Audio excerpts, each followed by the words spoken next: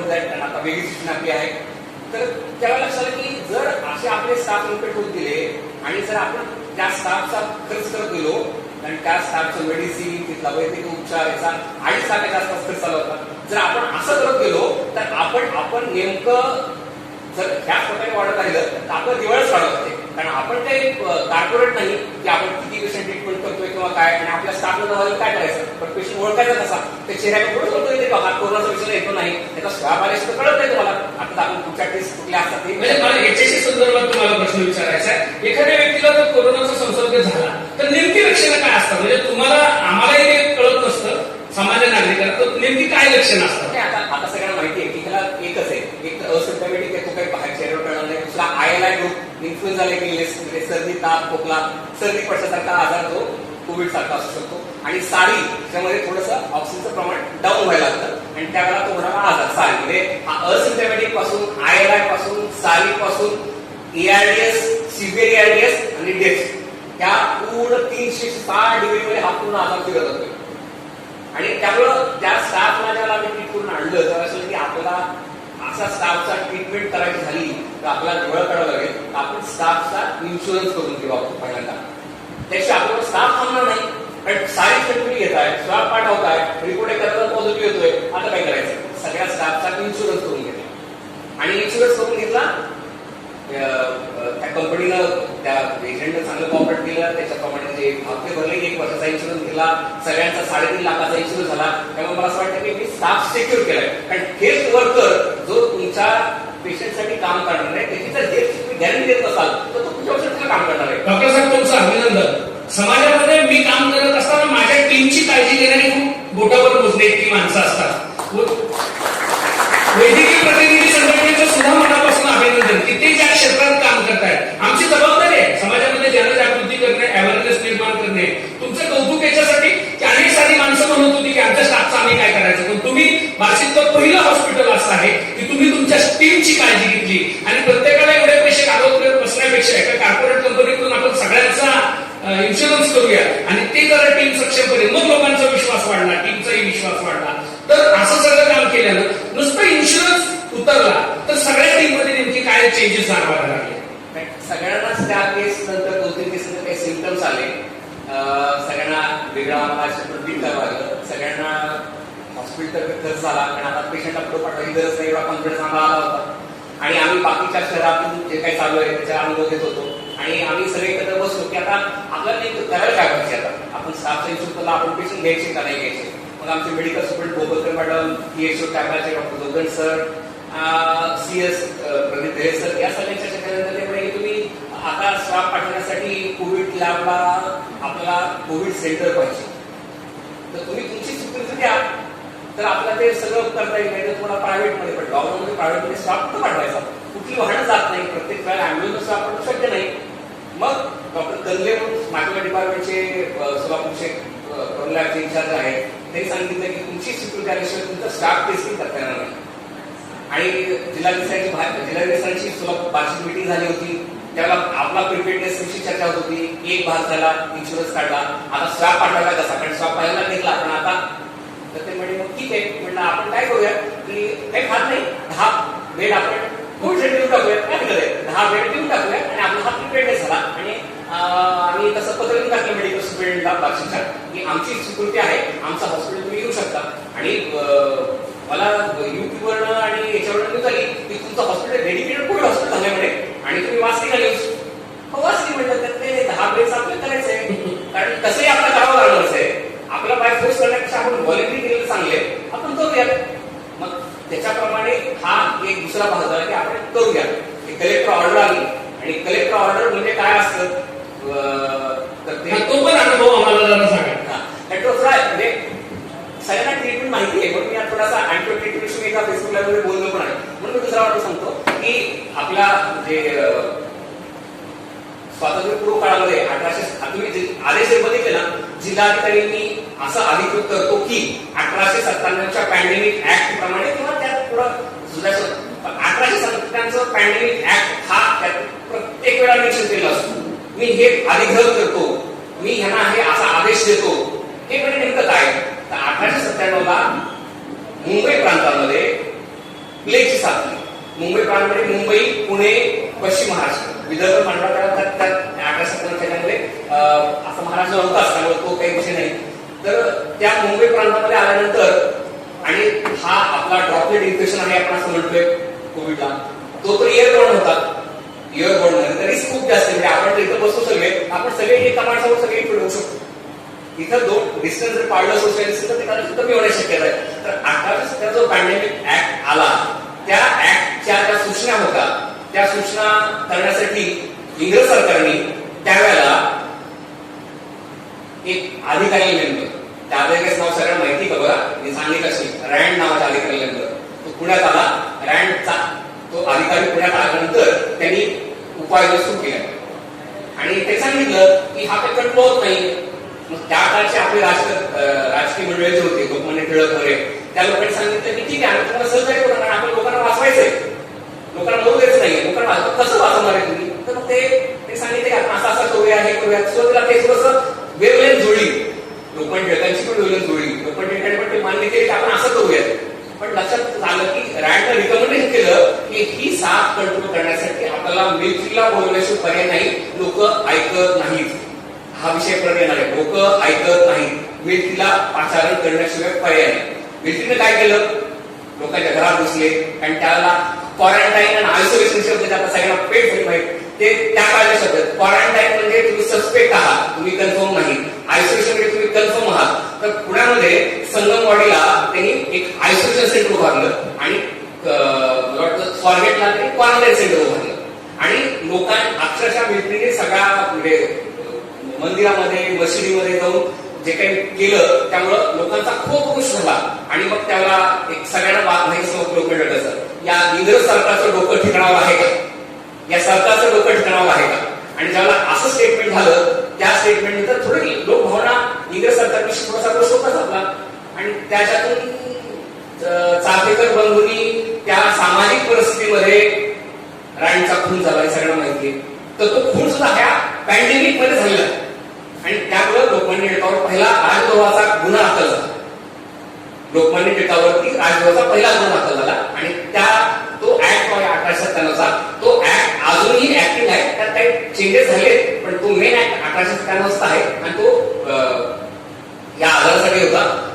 त्या आजारासाठी कंट्रोल करत असताना, प्लेगचा आजार कंट्रोल करत असताना सरकारला ज्या अडचणी आल्या त्या काळच्या सरकारला, इंग्रज सरकार होतं ते आपलं सरकार नव्हतं.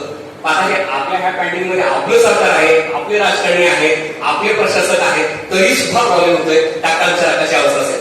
अच्छा डॉक्टर साहेब, या सगळ्या विस्तारानं आम्हाला ह्या सगळ्या गोष्टी आपण सांगत आहात. पण हे सगळं करत असताना साधारणपणे कोरोनाची स्वॅब टेस्ट कशी घेतली जाते आणि त्याचा नेमका अर्थ काय असतो? कोणी घशातून घेतात, आता तर आम्ही काल परवा ऐकतोय सगळी मंडळी की आवाजावरून टेस्ट घेतली जाते असं मुंबईच्या काही न्यूज मध्ये, नेमकं काय असतं? मला वाटतं 1920 ला हे काही फेसबुक, व्हॉट्सअप असं काही नव्हतं ना, त्यामुळं त्या काळामध्ये अशा बातम्या पसरणं फार मुश्किल होतं. त्यामुळं आताच्या पॅन्डेमिक मध्ये मीडियाचा रोल फार मोठा झाला.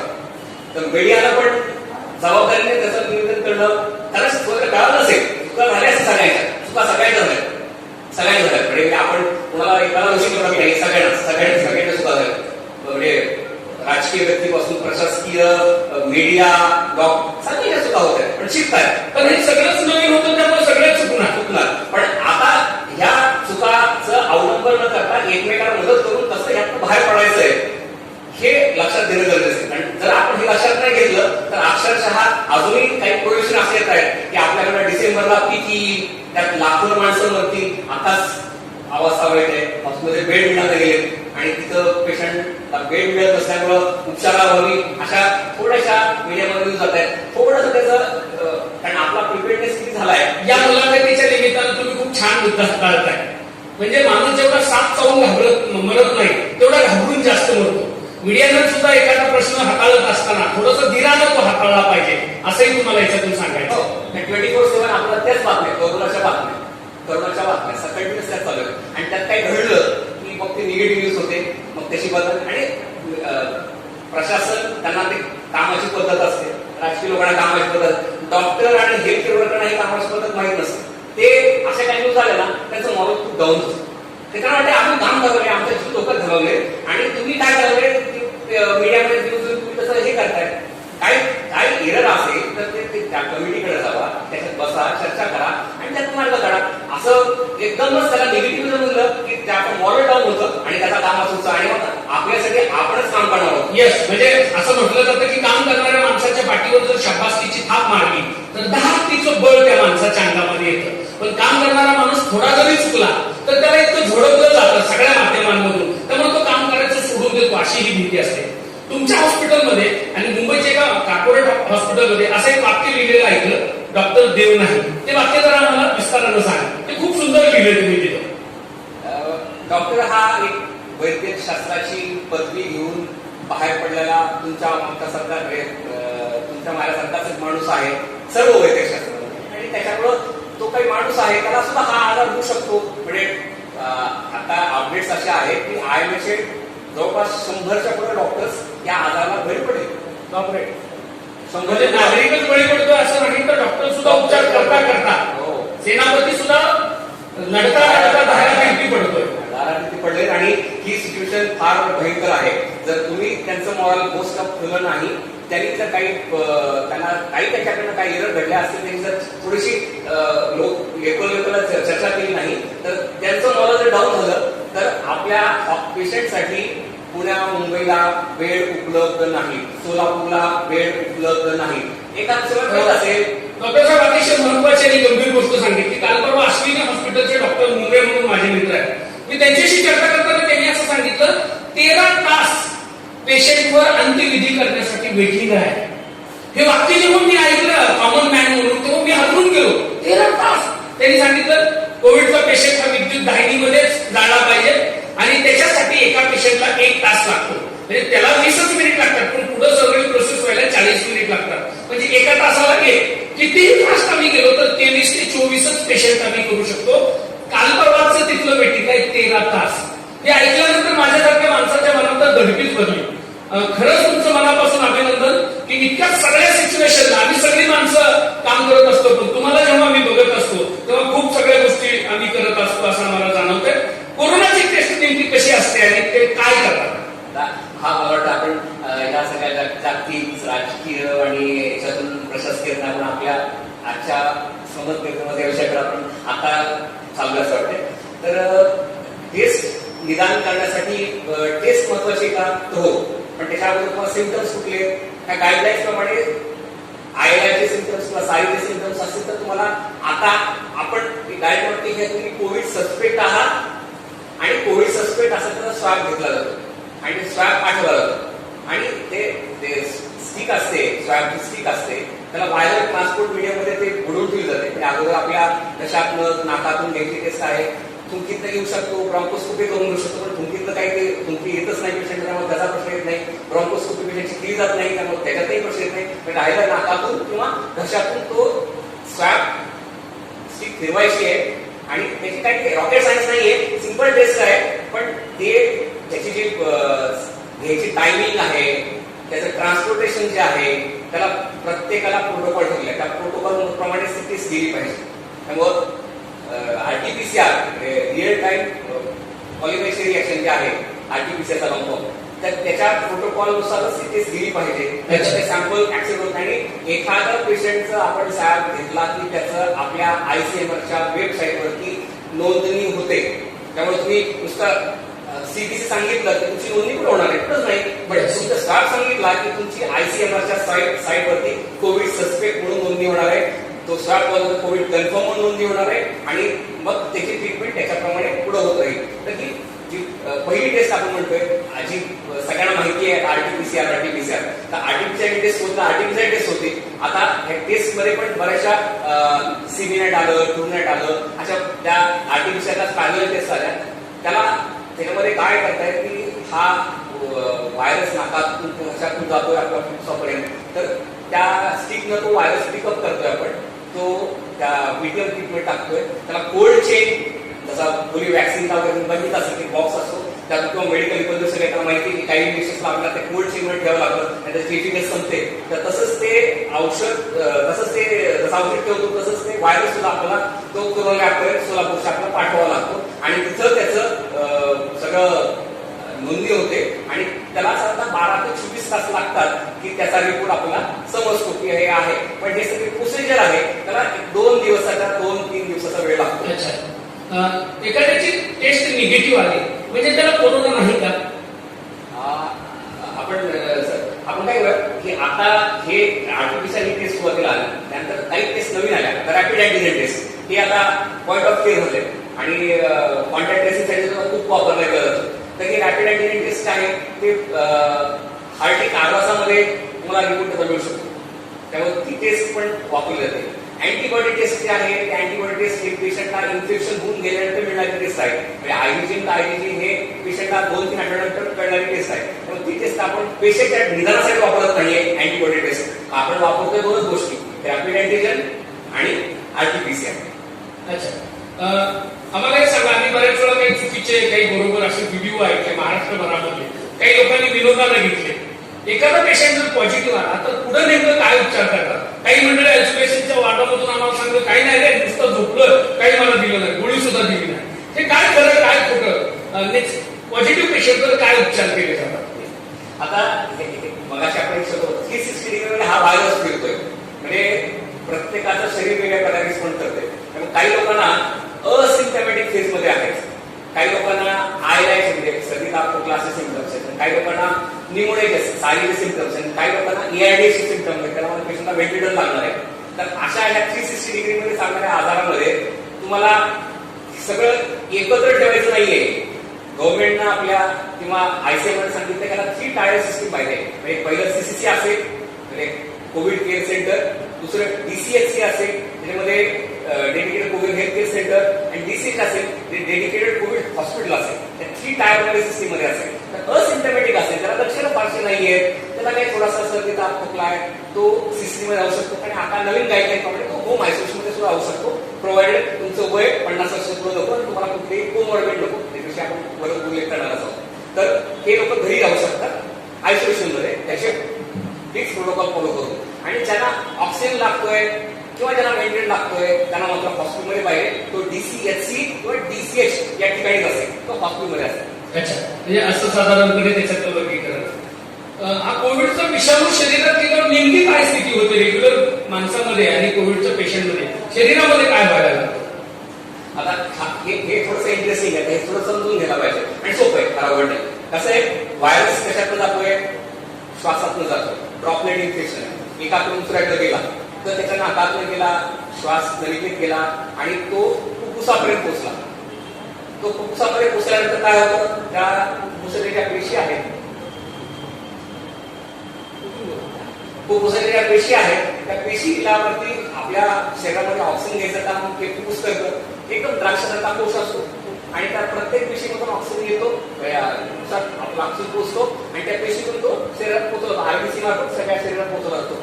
आता जर त्या पेशी विषाणूबाधित झाल्या तर त्यांना ऑक्सिजन ट्रान्सपोर्ट करता येत नाही, म्हणजे फुफ्फुसातून ऑक्सिजन शरीरात जातच नाही आणि मग आपल्या पल्स ऑक्सिमिटीचा ऊस झाला की आता आपल्याला कळलं की शरीरातलं ऑक्सिजन प्रमाण नॉर्मल आहे का कमी झालंय का खूपच कमी झालंय.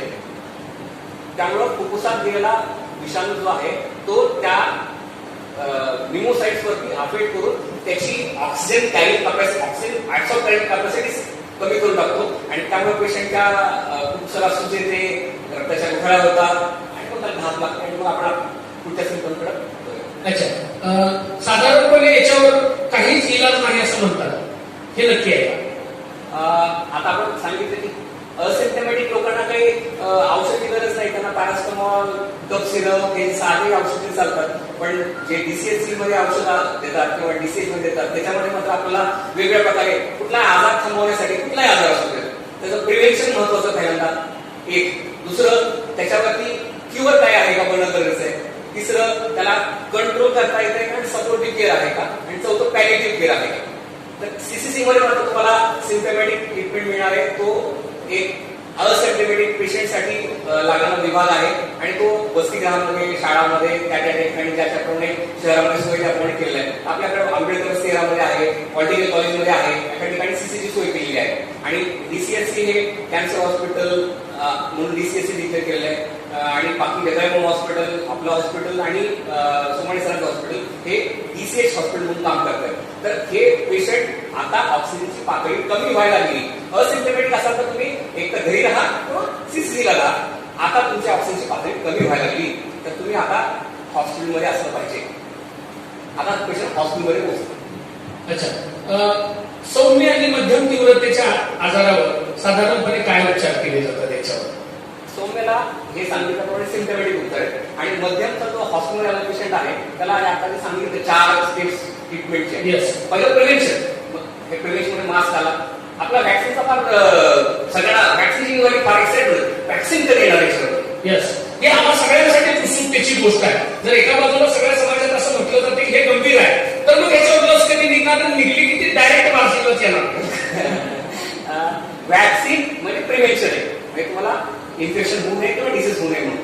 तर आपला मास्क हा वॅक्सिनच आहे ना, प्रिव्हेन्शनच करतो ना. वॅक्सिन हा जो मास्क आहे तर त्याचा वापर सगळे आता करावा लागत नाही. कारण वॅक्सिन कधीही सगळे कल्पना करत आहे. रशिया वेगळं सांगताय, अमेरिका वेगळं सांगताय, भारतामध्ये आपल्या पुण्यामध्ये काही रिसर्च होत आहे आणि त्याच्यावर तो नाही म्हणलं तरी डिसेंबर जानेवारी खूप काही प्रोटोकॉल सगळे पाळून घेतले होते. डिसेंबर जानेवारी तोपर्यंत हे कोर मॅन वॅक्सिन जे आहे ते फक्त आणि फक्त मास्क आहे. त्यामुळे मास्क, सोशल डिस्टन्सिंग, सॅनिटायझर हे. अच्छा, म्हणजे डॉक्टर साहेब तुम्ही मास्क इतकी साधी गोष्ट नाही तर ती काळजीच आहे. बिलकुल. पण हे सगळं करत असताना मी मनापासून अस्वस्थ आहे. मी काही वैद्यकीय डॉक्टरांबरोबर, खूप मित्रांबरोबर चर्चा केली. पीपीई किट घातलं जातं. पीपीई किट बद्दल बरेच वाद उठले. ते कमी क्वालिटीचं आहे, जास्त क्वालिटीचं आहे, घातलं पाहिजे, नाही घातलं पाहिजे. पीपीई किट बद्दल मला स्वतःला कुतूहल आहे आणि मी मनापासून तुम्ही बघता हे लाईव्ह असून सुद्धा हे नाही लावू नाही शकत. मी स्वतः लावू नाही शकत कारण दम लागतोय. तर तुम्ही 6-6 तास, 10-10 तास पीपीई किट घालून काम करतात. मला तर काल एक डॉक्टरांनी सांगितलं गॉगल, पुन्हा मास्क, पुन्हा शील्ड आणि वरून पीपीई किट. अशी सारी स्थिती असताना नेमकं आतमध्ये काय सिच्युएशन होत असते पीपीई किट घालताना हे आम्हाला माहित नाही. नेमकं जरा सांगा. आता हेच लोक लक्षात घेतलं पाहिजे की हेल्थ केअरची अवस्था काय आहे. मी फिजिशियन कन्सल्टंट आहे. मी सकाळ संध्याकाळ करून घेतोय. माझे स्टाफ जे आहे ते 6-6, 12-12 तास काम करत आहेत. जे आपल्या सर्वसामान्याच्या घरातून चालले होते आणि त्यांनाही याची सवय नाही. आणि पीपीई घातल्यानं काय होतंय, शील्ड घातल्यानंतर काय होतंय, सगळं पूर्ण बॉकिंग होतंय. दिसत नाही समोरचं काही. म्हणजे आता सुरुवातीला असं व्हायचं आणि ते सगळा प्लास्टिक सारखा भाग आहे आणि त्यामध्ये तुम्हाला प्रचंड दमट हवामान असल्यामुळे ते आपले प्रचंड उघडते, घाम काढते शरीराचा. आणि त्या पीकमध्ये 6 तास, 12 तास सर्वसामान्य नागरिकांनी मास्क वापरला पाहिजे ना. नाहीतर त्या बाहेर वर्तन 6 तास, 12 तास हे किती दिवस काम करणार आहेत ते माणसंच आहेत ना. आणि पीपी घातल्यानंतर तुमची जी अवस्था आतमध्ये होतीये ती अक्षरशः म्हणजे आपल्या भाजून जाण्याची अवस्था होती. बरोबर, भाजून जाण्याची अवस्था होती आणि समोर दिसत नसते. आणि एकदा पीठ घातलं तुम्हाला बाथरूमला जाता येत नाही, पाणी पिता येत त्यांनी ते सांगितलं पाणी पिलं